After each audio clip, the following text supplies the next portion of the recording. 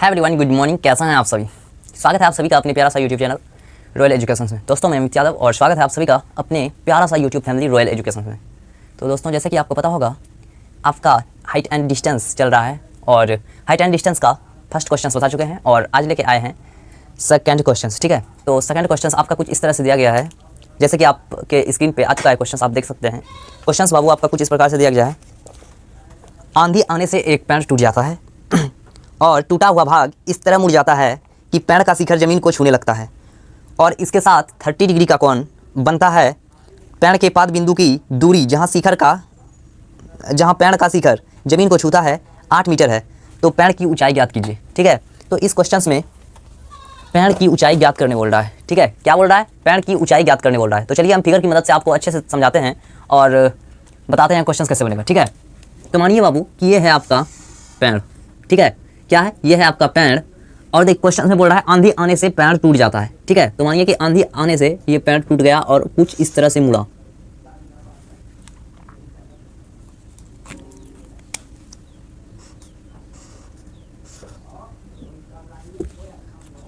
ये हुआ पेड़ का आधा भाग और यहाँ से टूट के और ऐसे मुड़ गया। ठीक है, और ये जो है ब्लैक वाला यानी कि ब्लू वाला जो कलर है, ये है आपका ज़मीन यानी कि भूमि है, और ये जो है रेड वाला ये है आपका पेड़। ये देखिए यहाँ से यहाँ तक आधा भाग हुआ और आधा भाग जो है ये टूट के कुछ इस तरह से धरती पे गिर गया और ये समकोण त्रिभुज बन गया। ठीक है, कुछ इस तरह से बन गया और बोल रहा है जब पेड़ का शिखर, देखिए इसे बोलते हैं पाद बिंदु, यानी कि पेड़ के जरंडा को बोलते हैं पाद बिंदु और पेड़ के ऊपर वाले भाग यानी कि उसका जो ऊपरी भाग होता है उसे बोलते हैं शिखर। इसको क्या बोलते हैं? यानी कि ये है पेड़ आपका, तो इसे बोलेंगे शिखर और इसे बोलेंगे क्या? पाद बिंदु। ठीक है, तो क्वेश्चन में आपका बोल रहा है पेड़ का शिखर आपका हो गया, ये हो गया पेड़ का शिखर और पेड़ का पाद बिंदु ये हो गया। तो पेड़ का शिखर जमीन को जो छूता है तो कितना कोण बनाता है? तो कोण जो बनाता है वो होता है 30 डिग्री का। 30 डिग्री का कोण क्रिएट करता है। तो चलिए हम पहले त्रिभुज का नामकरण कर लेते हैं। इसको मान लेते हैं ए, ये हो गया आपका बी और ये हो गया आपका सी। और बोल रहा है पेड़ के पाद बिंदु और शिखर और पेड़ के शिखर जहाँ जमीन को छूता है वो 8 मीटर है, उसका डिस्टेंस 8 मीटर है, तो इसके स्थान पे देंगे 8 मीटर। ठीक है, तो अब बोल रहा है पेड़ का कुल ऊंचाई क्या होगा? तो पेड़ का ऊंचाई ज्ञात करना है। ठीक है, तो चलिए क्वेश्चंस को देखते हैं। तो सबसे पहले आपको मानना पड़ेगा, माना कि ए और बी, माना कि ए बी पेड़ का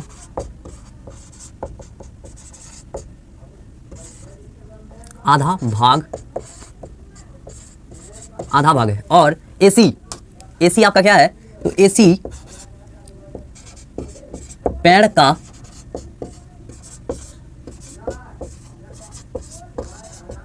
टूटा हुआ भाग है। ठीक है, और देखिए क्या बोल रहा है, यानी कि BC बराबर 8 मीटर भूमि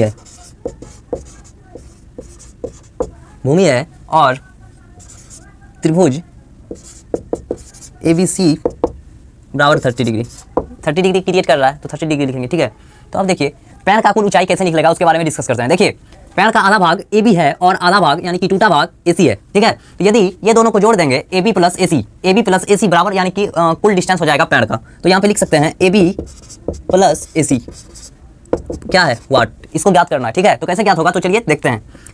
तो देखिए बाबू, हम आपको बता चुके हैं फॉर्मूला, त्रिकोणमिति में अनुपात वाला फॉर्मूला पढ़ा चुके हैं हम। यदि आप मेरा फॉर्मूला वाला क्लास नहीं किए हैं तो आपको मिलेगा मेरे रॉयल एजुकेशन पे, मिल जाएगा आपको, और वहाँ पे जाके फॉर्मूला वाला क्लास कर लीजिए ताकि आपको हाइट एंड डिस्टेंस बनाने में कोई प्रॉब्लम ना हो। ठीक है, तो चलिए, और यदि वीडियो क्वालिटी थोड़ा धुंधला दिख रहा है तो आप 360 कर लीजिए ताकि आपको अच्छे से समझ में आए। ठीक है, और यदि आप न्यू व्यूवर है तो प्लीज़ वीडियो को लाइक और चैनल को सब्सक्राइब कर लीजिए ताकि आपको वीडियो अपलोड करने पे सबसे पहले नोटिफिकेशन आप तक पहुंचे। ठीक है, तो चलिए अब देखते हैं क्वेश्चंस को। क्वेश्चंस में देखिए इसे बोलते हैं क्या? ये समकोण त्रिभुज हो गया और समकोण त्रिभुज में ये वाला इसको बोलते हैं P यानी कि लंब, और इसे बोलते हैं कर्ण और इसे बोलते हैं आधार।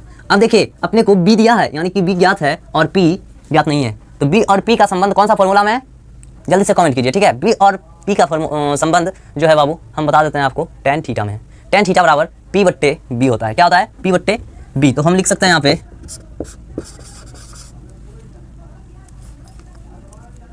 tan थीटा बराबर P/B। ठीक है, तो tan हो गया और थीटा का मान कितना है? तो थीटा का मान है 30 डिग्री और बराबर पी। पी देखिए, पी ये है आपका, तो यानी कि ए बी, पी के स्थान पे ए बी लिख सकते हैं और बी के स्थान पे बी सी। अब देखिए tan 30 डिग्री का मान होता है 1/√3, तो इसके स्थान पे दे देंगे 1/√3 और ए बी है आपका कुछ नहीं है तो ए बी ही देंगे और बी सी है आपका 8 मीटर, तो यहाँ पे दे देंगे 8। अब देखिए क्या होगा, अब होगा क्रॉस मल्टीप्लाई, यानी कि इससे इसमें होगा, यानी कि √3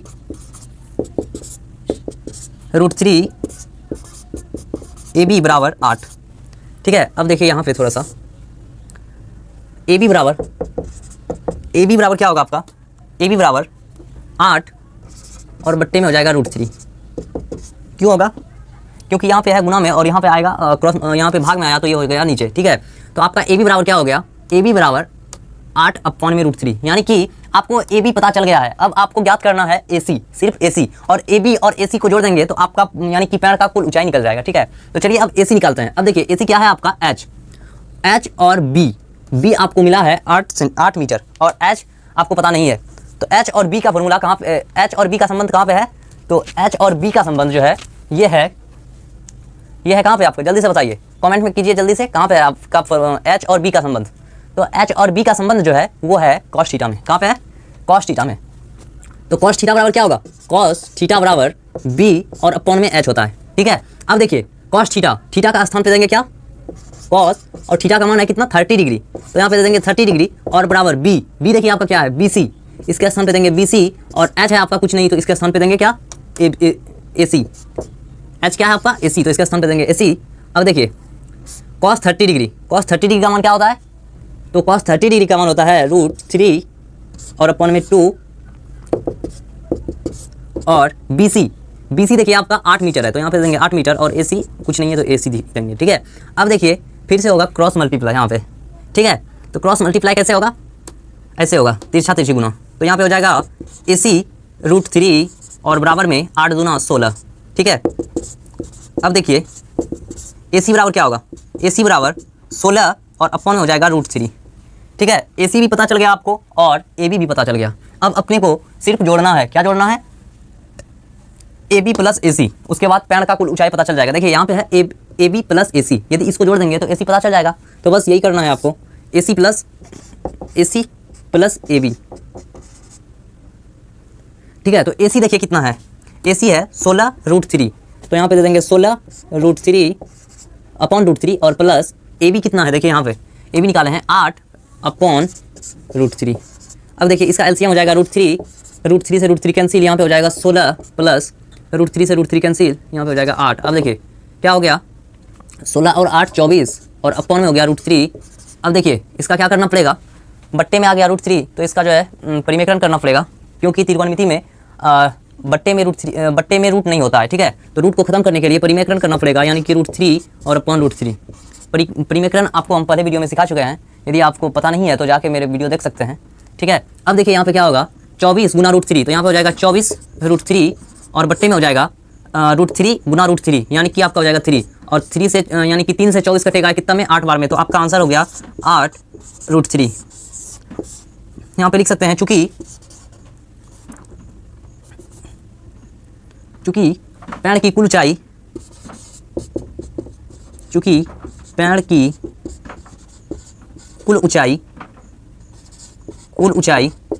8√3 है। बस अपने को पेड़ का कुल ऊंचाई ज्ञात करने बोल रहा था और हम कर चुके हैं पेड़ का कुल ऊंचाई ज्ञात।